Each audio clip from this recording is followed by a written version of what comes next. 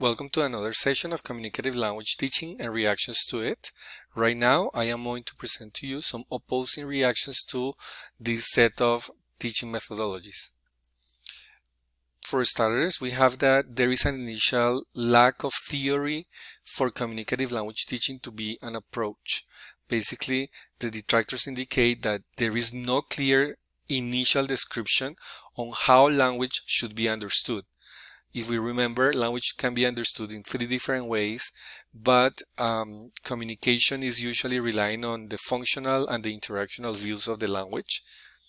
But the initial theory does not provide this information very clearly, and there are no specific documentation on this. Basically, the detractors also indicate that there is no information on how the learning should happen. Of course, the function of the communicative language teaching is a set of parameters coming from communicative principles, but they are not really telling you how the learning should occur. This generates a whole of different reactions that are indicating that communicative language teaching is very vague in its foundations.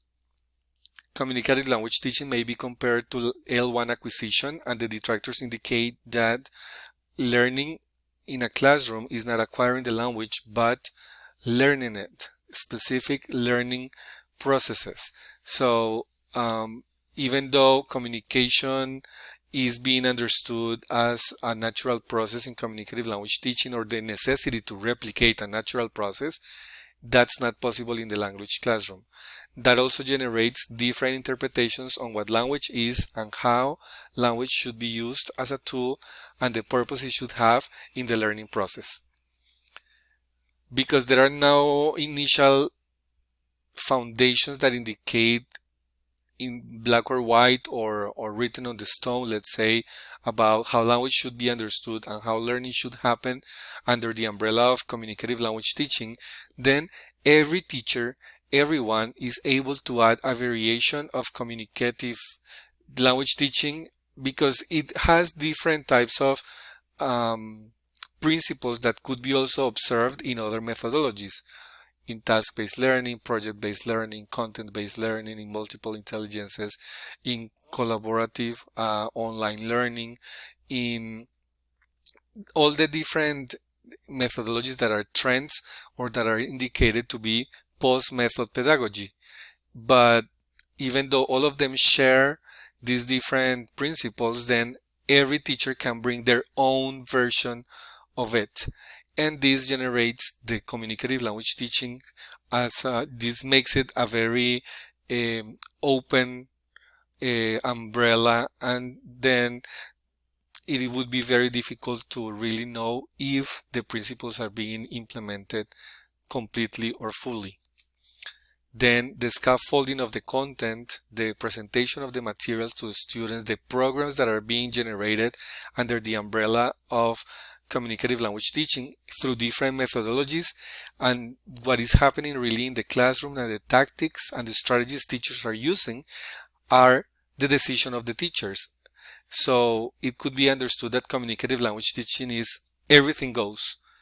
Teachers can decide what to do, how to organize the content, how to present material to the teachers, to the students, how to make them interact, but there are no clear parameters establishing all this. So that flexibility is understood as a negative perspective or as a negative contradiction of what communicative language teaching is. There are, of course, other views that indicate that communicative language teaching is not considering the contributions of the popular methods or the traditional methods from the previous century. It's disregarding the contributions of audiolingualism, community language learning, Suggestopedia,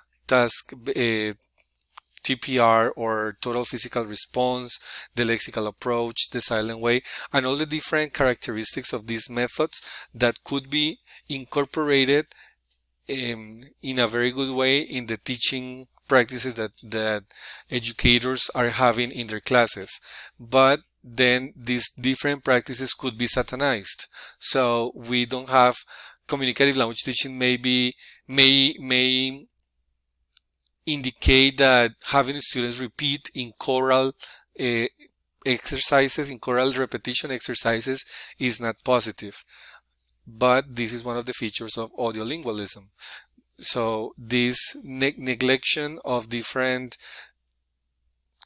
teaching practices from other methods is one of the main arguments from by the detractors of communicative language teaching. Communicative language teaching has been understood as the rule in teaching which implies that it's not considering the contextual reluctance for implementation. In some specific context, rural areas, deprived areas of a city, or places in which the resources are not available, the necessities of the students are totally different to having a class that is communicative. So if there are not the resources, the teacher is not well prepared, if the students do not need to have a communicative class, but instead some survival strategies just for their jobs they're going to have in a rural area, in the company that is near their house, or in a touristic area, then the context is not being considered. And there are different authors proposing that a more contextual approach should be the one leading the current practices around the world, but communicative language teaching is what is being imposed, which is why it's either minimized or generalized, and it's either communicative language teaching is the best, or no, it's not the best, let's do something else. Then we could say that communicative language teaching is turning into a prescriptive set of parameters indicating how learning and teaching should occur. And it's not considering the learner needs, the purposes of the language, the purposes of learning, and of course the preparation that the teachers have. Then this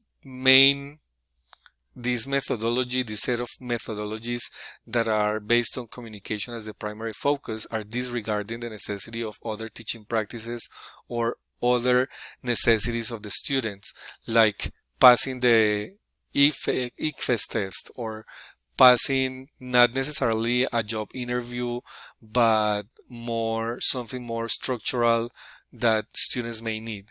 So this context is really necessary for the teachers to understand, and so that they can proceed in ways that is not necessarily communicative oriented.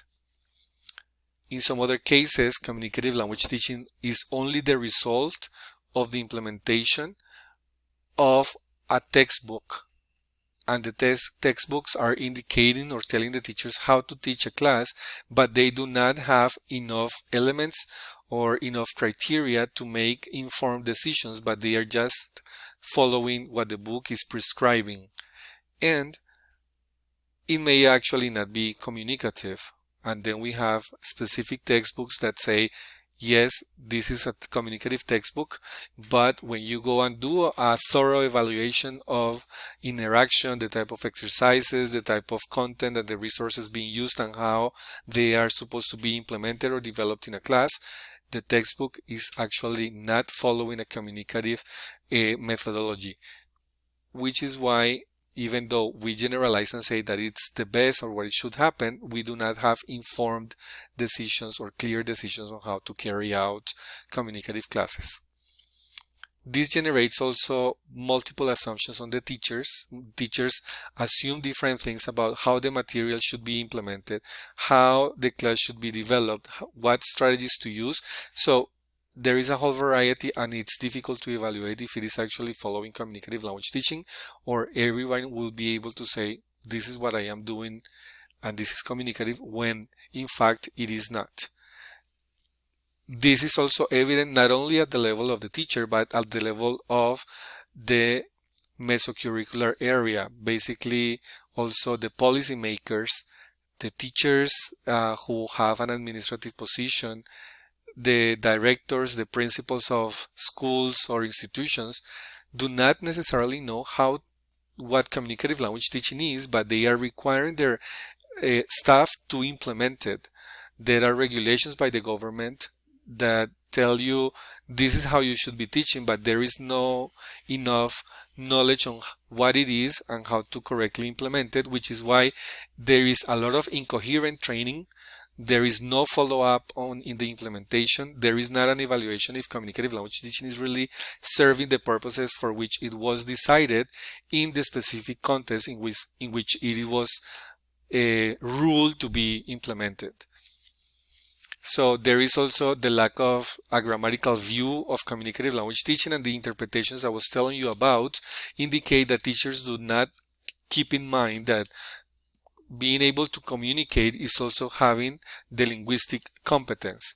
So they usually omit the linguistic competence or the classes in which you present grammar because it is satanized, because it's not communicative. Well, in order to be able to communicate, you need to be able to have knowledge about the language, and that is the grammar structures that you should have.